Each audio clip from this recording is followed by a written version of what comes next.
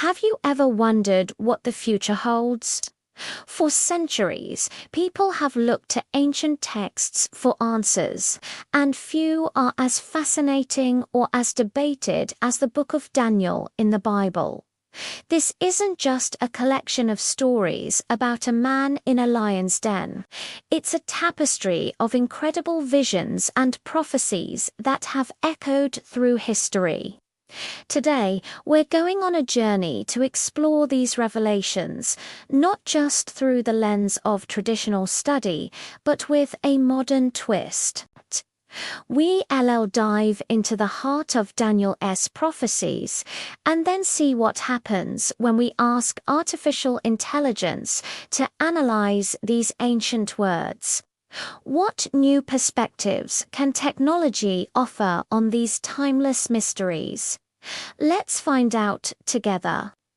So, who was Daniel? He was a young man from Judah, taken to Babylon as a captive in the 6th century BC. But he wasn't just a prisoner. He rose to become one of the most trusted advisors to powerful kings like Nebuchadnezzar and Darius. What set him apart was his unwavering faith and an extraordinary gift from God. The ability to interpret dreams and receive visions of the future. The book named after him is split into 2 parts. The first half tells the stories we know and love Daniel and his friends in the fiery furnace, the writing on the wall demonstrating God's power in a foreign land. The second half, from chapter 7 onwards, is where things get really prophetic. This is where Daniel himself has a series of powerful, symbolic visions about the rise and fall of great world empires. Let's start with one of the most famous prophecies. Nebuchadnezzar's dream in Daniel chapter 2. The king dreams of a giant statue made of different materials, a head of gold, chest and arms of silver, belly and thighs of bronze, legs of iron, and feet of iron mixed with clay. No one in his kingdom could interpret it, but Daniel could. He explained that the statue represented a succession of world empires. The golden head was Babylon itself. The silver kingdom that followed is widely believed to be the Medo-Persian Empire. The Bronze Kingdom, the Empire of Greece under Alexander the Great, and the powerful Iron Legs. The Roman Empire, which dominated the known world with brute strength. But what about the feet of iron mixed with clay? Daniel explains that this represents a final, divided kingdom. A kingdom that is partly strong like iron and partly brittle like clay. It doesn't hold together well. Many scholars see this as a depiction of the fragmented state of powers that came after Rome, a mix of strong and weak nations that could never truly unify. And then the dream's climax, a stone, cut without hands, strikes the statue on its feet, shattering it to pieces. This stone then grows into a massive mountain that fills the whole earth.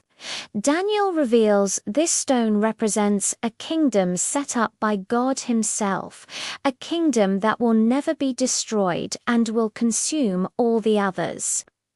For believers, this is the ultimate promise of God's eternal reign. Then, in chapter 7, Daniel has his own vision, which parallels the king's dream, but with different imagery. Instead of a statue, he sees 4 great beasts rising from the sea. The first is a lion with eagle's wings, representing Babylon. The second is a bear, raised up on one side, which aligns with the Medo-Persian Empire. The third is a leopard with 4 wings and 4 heads. a symbol of the speed and subsequent division of Alexander the Great's Greek Empire. The fourth beast is the most terrifying, a dreadful creature with large iron teeth and 10 horns. This beast is incredibly strong and destructive, crushing everything in its path. It's almost universally identified with the Roman Empire. The vision continues, focusing on these 10 horns and a little horn that rises among them, speaking boastful words and persecuting the saints. This part of the prophecy has been the subject of intense debate for centuries. Who or what does this little horn represent? The vision then shifts to a heavenly courtroom where the Ancient of Days, God the Father, takes his seat. The boastful horn is judged and destroyed. Then Daniel sees one like a son of man coming with the clouds of heaven. He is given everlasting dominion, glory, and a kingdom that all peoples and nations will serve.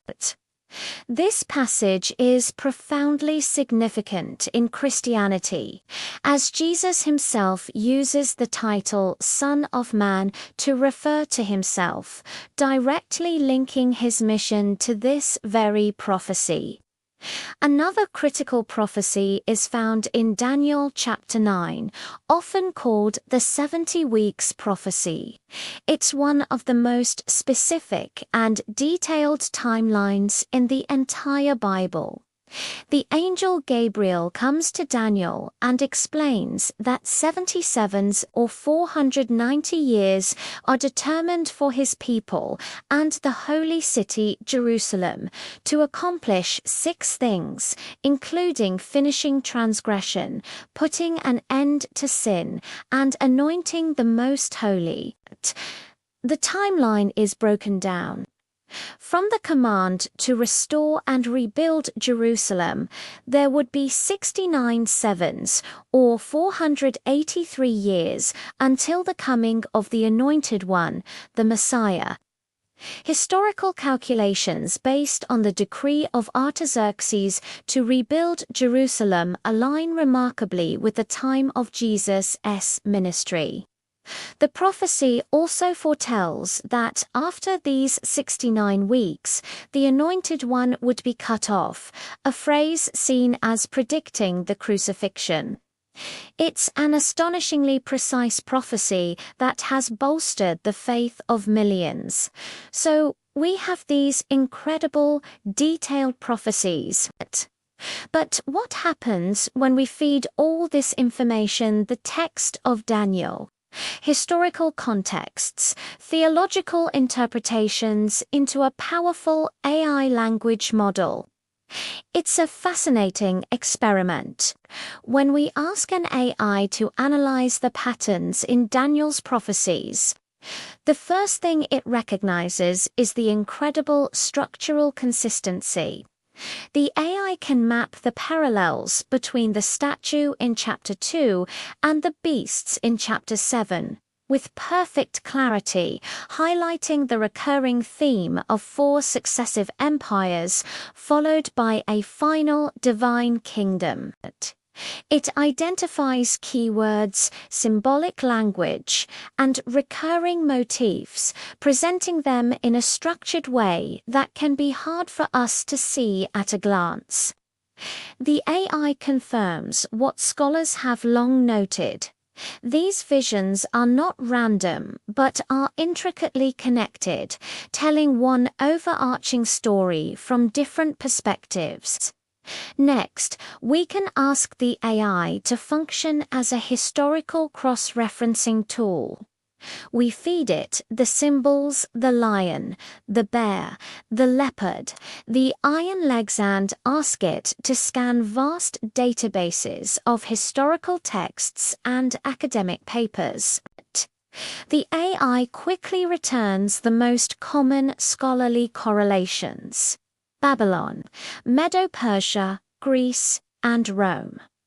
It can provide summaries of why these connections are made, citing the empire's characteristics: Babylon's majesty, Persia's strength, Greece's rapid conquest, and Rome's crushing power, and how they align with the descriptions in Daniel. The AI doesn't have faith or belief, but it processes data, and the data overwhelmingly points to this classic interpretation of the succession of empires. It shows that this isn't a fringe idea, but a well-established understanding based on historical evidence. But where it gets truly interesting is when we ask the AI about the more ambiguous parts, like the feet of iron and clay or the little horn. Here, the AI doesn't give one single answer. Instead, it presents a spectrum of major interpretations. It outlines the view that the feet represent the fragmented modern nation-states of Europe.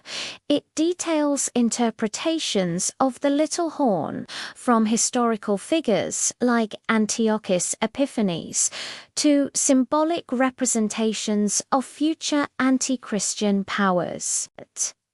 The AI acts like the world's most efficient research assistant, laying out all the different theological viewpoints, their scriptural basis, and their historical arguments without bias. It allows us to see the full landscape of interpretation and understand why these passages have been so debated. It doesn't tell us what to believe, but it equips us to understand the conversation more deeply. Of course, we must remember the AI's limitations. It is a tool. It doesn't have spiritual discernment. It doesn't understand divine inspiration, and it can't feel the hope or warning in Daniel's words. It can analyze text, but it cannot experience revelation. The study of prophecy is not just an intellectual exercise, it's a spiritual one. The ultimate meaning and application of these texts are matters of faith and are best understood within a community of belief and through personal reflection and prayer. The AI can process the what, but it can't grasp the why. It can show us the patterns in the words, but it can't connect us with the God who spoke them into existence. So, what can we take away from this journey through Daniel's revelations, both ancient and modern? First, the prophecies of Daniel are remarkably resilient. They have been studied, scrutinized, and debated for millennia, and they continue to captivate and inspire. Their historical accuracy concerning the succession of empires is, for many, powerful evidence of divine foresight. Second, modern tools like AI can offer us new ways to engage with these ancient texts. They can help us see patterns, organize information, and understand the vast scope of historical and theological interpretation in a way that was never before possible. They can be a powerful supplement to, but not a replacement for, traditional study. Ultimately, the message of Daniel is one of sovereign hope. Through all the rise and fall of human kingdoms, through all the turmoil of history, the book points to an unshakable truth. God is in control. His kingdom is eternal, and his purposes will prevail. That's a message that transcends time and technology. Thanks for joining me on this deep dive. If you found this exploration fascinating, make sure to like this video and subscribe for more content that bridges ancient wisdom and modern understanding. Let me know in the comments which part of Daniel's prophecies you find most compelling. See you next time.